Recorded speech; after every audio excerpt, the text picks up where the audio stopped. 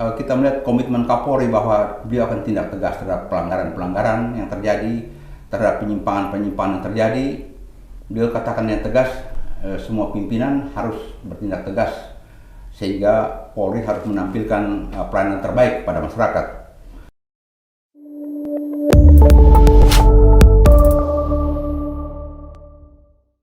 Selamat datang di kantor RKN Media, dan sore ini kita kembali bersama pakar kita, pengamat kepolisian Pak Alphonse Lemau.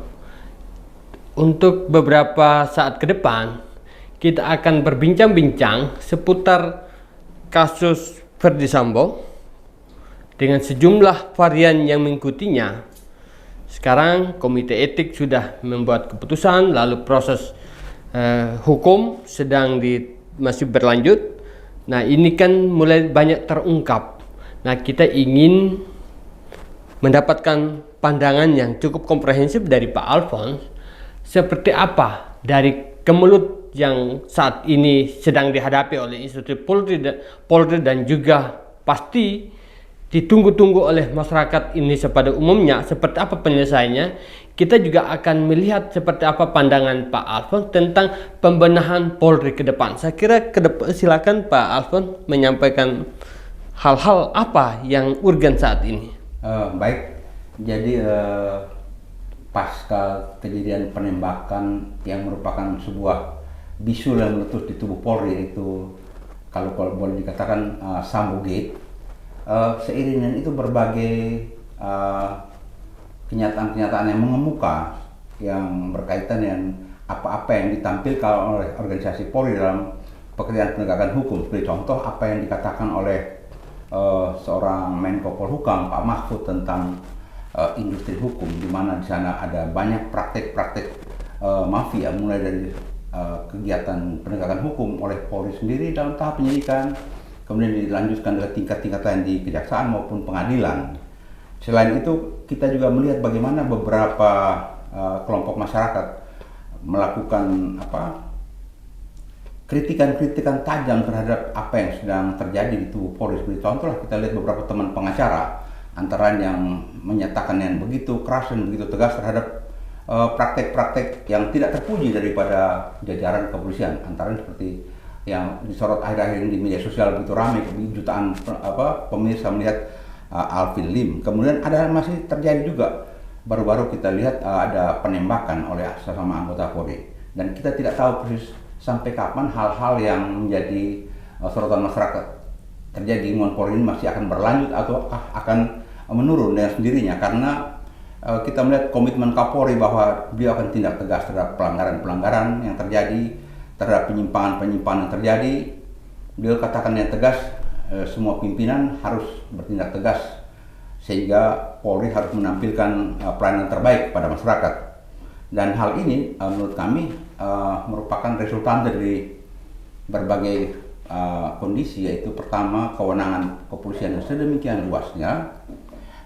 Kemudian selain kewenangan itu ada juga diskresi.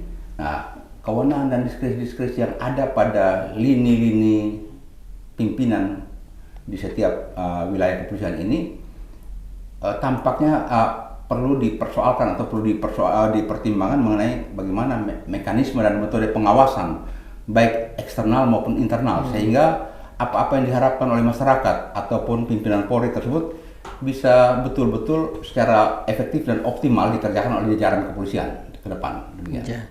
Ini Pak Alphonse, pada saat awalnya itu kan orang sempat menyaksikan apa berani tidak Pak Kapolri mengusut misalnya kan, tapi dalam perkembangannya saya kira cukup progresif sampai menetapkan tersangka, komite etik pun langsung mengambil tindakan dan lain sebagainya. Dan saya kira tidak hanya Pak Ferdy Sambo, tetapi sejumlah perwira, puluhan orang terlibat di dalamnya.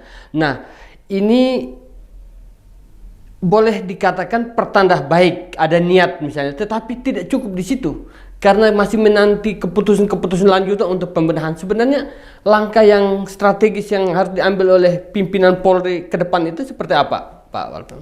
Jadi begini, karena pekerjaan-pekerjaan kepolisian itu adalah pekerjaan-pekerjaan yang bersentuhan langsung dengan kebutuhan masyarakat, akan rasa keadilan, rasa keamanan. Nah, ini otomatis berbagai langkah-langkah yang sudah ditempuh oleh Kapolri itu apabila tidak disertai dengan langkah-langkah yang secara komprehensif konsisten, bisa terjadi ini hanya sebuah langkah seketika dan besok-besok perbuatan-perbuatan penyimpangan juga akan berulang lagi. Oleh karenanya menurut kami mekanisme pengawasan eksternal maupun internal harus dioptimalkan. Eksternal misalnya saja kan kita ketahui bersama bahwa untuk mengawasi kinerja organisasi secara eksternal itu ada Kompolnas.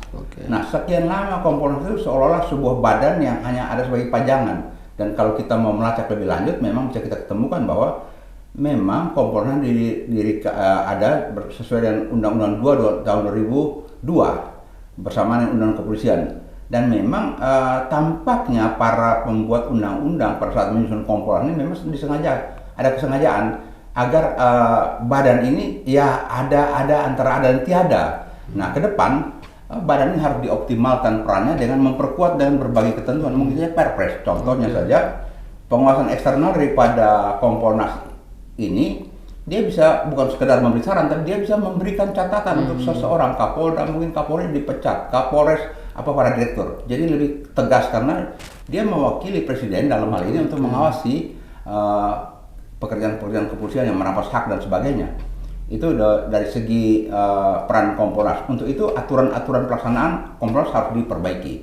Nah, itu, dan dia bisa juga mengawasi, contohnya seperti sekarang, kalau saja dengan kondisi sekarang apabila dihadapkan dengan berbagai kenyataan, misalnya saja ada ketentuan setiap pejabat struktural pada strata tertentu harus memberikan laporan hasil kekayaan. Kita lihat pada kasus Sambo, ternyata bahwa laporan hasil kekayaan pejabat itu tidak pernah disampaikan oleh seorang setingkat Sambo, dan terhadap tidak tertipan dalam penyampaian ini apa tindakan atau apa kira-kira yang menjadi akibat hukum, ternyata tidak berdampak apa-apa. Nah, mungkin ke depan hal-hal serupa ini harus ditata dan ada mekanisme pengawasannya. Nah, sedangkan dari internal fungsi Irwas yang nanti diturunkan menjadi ke Propam dan sebagainya, bagaimana disiplin anggota ini secara gradual diperhatikan dan diawasi sehingga jangan sampai anggota sudah terlalu jauh menyimpang barulah ibaratnya harus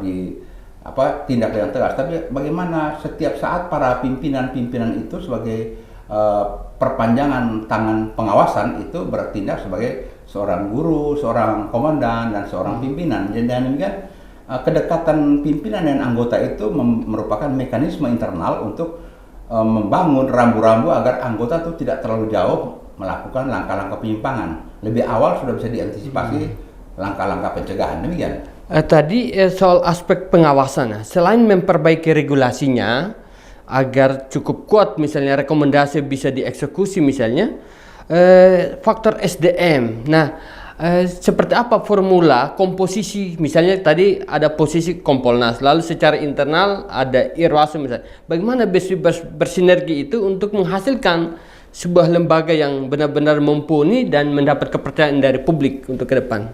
Jadi faktor sumber daya manusia ini bersumber dari bagaimana mulai rekrutmen, kemudian pendidikan, pelatihan, kemudian pengarahan dalam jabatan-jabatan. Karena juga sudah bukan menjadi rahasia umum ya, saat ini orang mau masuk polisi itu tersebar berbagai rumor bahwa harus bayar sekian.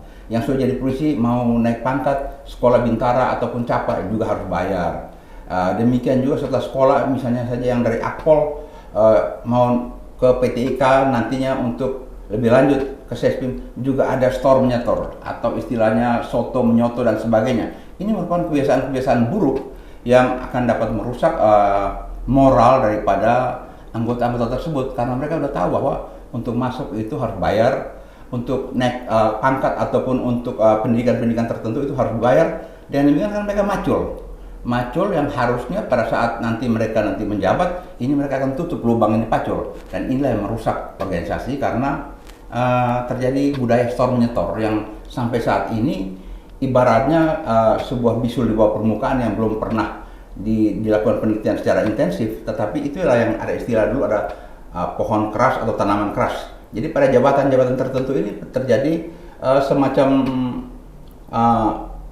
upeti-upeti yang seperti kita sekarang melihat di Sumatera Selatan, ada seorang Kapolres yang di persidangan dia sampaikan bahwa untuk jabatan dia itu setiap bulan dia store 400 juta, 500 juta terhadap penyimpangan yang dilakukan kepada atasannya dia yang sekarang disorot bahwa atasan dia masih bertugas dan bertugas tempat lain yang juga prestisius. Nah, terhadap penyuapan, praktek-praktek kotor ini yang harus juga diawasi secara intensif, dan untuk itulah pencatatan ataupun gaya hidup daripada para petinggi atau pejabat ini harus tetap dipantau secara baik. Karena tidak tertutup kemungkinan bahwa gaya hidup yang berlomba-lomba untuk hedon dan sebagainya ini membutuhkan biaya-biaya tambahan. Biaya tambahan ini orang berebutan dalam jabatan, dalam posisi yang menentukan dia akan menerima setoran. Ini yang terjadi, yang harus diselesaikan secara baik dan secara tersistematis begitu. Iya, untuk melakukan pembenahan ke depan kan selain ada program memang yang dimulai oleh para pimpinannya, misalnya mulai dari Kapolri dan elit-elitnya di tingkat Polri misalnya, kita juga berkejaran dengan waktu. Nah, kira-kira Pak Alfons memprediksi itu butuh berapa lama ini melakukan pembenahan? Tidak perlu jangka panjang ya, tetapi apabila pimpinan Polri memang berniat secara tegas, siapapun yang melakukan penyimpangan, apakah itu terima suap, sogok, gratifikasi dan sebagainya, atau pelanggaran pidana lainnya, pecat. Sedangkan apabila hal-hal yang misalnya mempromosikan cara-cara hidup yang mewah dan sebagainya tidak sesuai dengan ketentuan, melanggar disiplin, demosi atau tidak ada jabatan. Nah, di sisi lain apabila pelanggaran-pelanggaran ringan dan sebagainya dibina untuk bisa diarahkan ke perilaku yang lebih memadai ataupun taat hukum dan sebagainya. Jadi sanksi tegas daripada para pimpinan terhadap pelanggaran pidana termasuk suap menyuap untuk konsep pemberdayaan sumber daya manusia ini harus diambil langkah secara konsisten dan tersistematisasi secara teratur gitu. Jadi berarti dengan kasus Verdi Sambo ini menjadi pintu masuk bagi Polri melakukan pembenahan ya Pak? Betul, dengan kasus Sambo ini kan bisa kita lihat berbagai skema, berbagai grafik dan sebagainya yang mempertontonkan bagaimana praktek-praktek buruk ataupun kondisi yang begitu tidak terpuji sedang terjadi dalam organisasi ini, dan ini memang seharusnya merupakan titik balik yang bisa dipakai untuk perbaikan. Jadi kalau memang berpikir teman berteman, tapi ini saatnya karena begitu tuntutan masyarakat dan era transparansi ini menuntut itu, nah polisi harus memang bisa berbenah diri dan mengintrospeksi diri. Jadi kalau ada yang mengkritik atau yang beri masukan, jangan sampai dianggap sebagai lawan, tetapi itu harus dilihat sebagai sebuah upaya karena mencintai organisasi ini, maka harus ada perbaikan. Jangan dilihat setiap perbedaan sebagai sebuah tindakan yang tidak loyal, itu yang keliru. Baik, pemirsa RKN dimanapun berada, kita mendengarkan pandangan pemikiran dari Pak Alfons Leomau, pengamat kepolisian. Mungkin ada pesan terakhir untuk kepada publik atau Kapolri, Pak? Pointer-pointer. Apa yang Pak Kapolri telah sampaikan secara tegas, siapapun yang melakukan pelanggaran, apapun yang menyimpang, beliau akan potong kepalanya. Artinya para pimpinan-pimpinan pembantu beliau haruslah berfungsi sebagai pembantu beliau. Jadi jangan menjadi pembantu beliau, tapi malah memberatkan atau membebani beliau. Kalau Pak Kapolri tegas dan semua lini pimpinan tegas, maka kita berharap Polri ke depan, walaupun di tengah-tengah cercaan dan berbagai cemoohan masyarakat, saya kira akan menjadi lebih baik dengan ketegasan pimpinan Polri. Baik, terima kasih Pak Alfons sudah bersama kita dalam dialog sore ini. Ikuti terus diskusi menarik di RKN Video.